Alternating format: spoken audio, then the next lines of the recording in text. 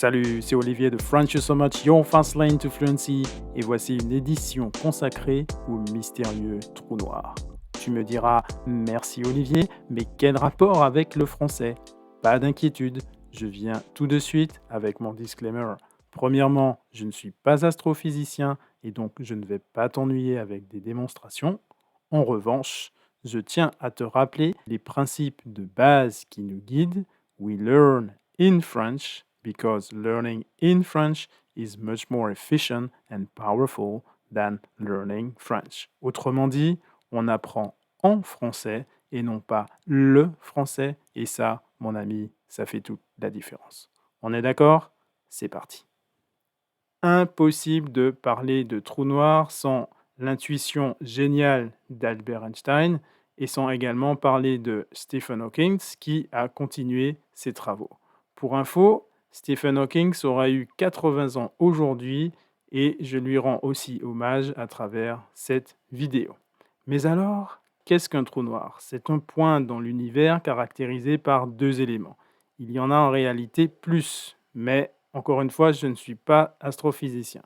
Le trou noir est caractérisé par la singularité, c'est un point d'une extrême densité qui attire tout, absolument tout sur son passage. Une sorte d'aspirateur invisible et géant qui attire les planètes, d'autres trous noirs potentiellement, et qui attire même la lumière. À la périphérie du trou noir, on retrouve une couronne appelée l'horizon des événements. C'est le point de non-retour. Tu te rappelles certainement comment au Moyen Âge, les gens pensaient qu'au-delà de l'horizon, il n'y avait que le vide et que la Terre était plate. Eh bien, l'horizon des événements, c'est un peu la même chose à l'échelle cosmique. Maintenant, l'homme, comme tu le sais, ne croit en général que ce qu'il peut voir et toucher. Seeing is believing. Mais comment donc observer l'invisible? On ne peut observer les trous noirs que par leurs effets. Et en plus, si on voulait observer un trou noir depuis la Terre, il faudrait un télescope de la taille de la Terre. Je fais une petite parenthèse sur la structure de la phrase, je la répète pour toi. Si on voulait le faire depuis la Terre, il faudrait un télescope de la taille de la Terre. Tu vois un peu la structure, hein? Rappelle-toi, si on voulait, il faudrait si plus imparfait conditionnel. Je ferme cette petite parenthèse pour continuer et t'expliquer comment il a été possible d'observer le trou noir depuis la Terre. Donc, une équipe de scientifiques a réalisé un exploit en créant le Event Horizon Telescope. En anglais, c'est EHT, pour obtenir une image depuis la Terre. Comment ont-ils fait?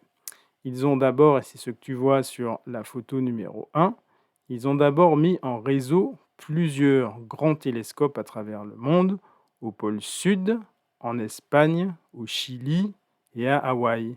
Ensuite, ils ont positionné simultanément, ça veut dire en même temps, tous les télescopes vers le trou noir.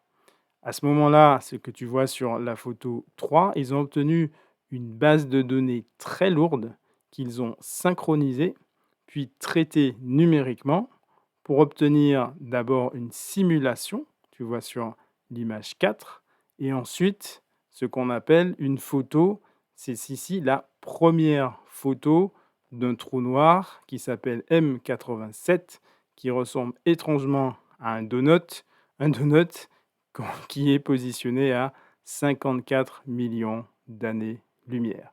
Et 54 millions d'années-lumière, ça signifie que l'image que l'on reçoit date d'avant l'extinction des dinosaures. Isn't this mind-blowing? Maintenant, d'autres questions se posent, notamment le paradoxe de Hawking ou la théorie de l'information. Je prends juste 30 secondes pour t'expliquer. En théorie, la quantité d'informations disponibles dans l'univers ne peut ni augmenter ni diminuer. Mais si l'information est absorbée par un trou noir, que se passe-t-il? Once again, mind-blowing question. Bien évidemment, je ne résoudrai pas cette question dans cette vidéo. L'idée pour moi ici est que tu gardes un esprit curieux et éveillé en toutes circonstances, que tu tentes de découvrir l'invisible qui sommeille en toi et je souhaite aussi te pousser à réaliser l'impensable.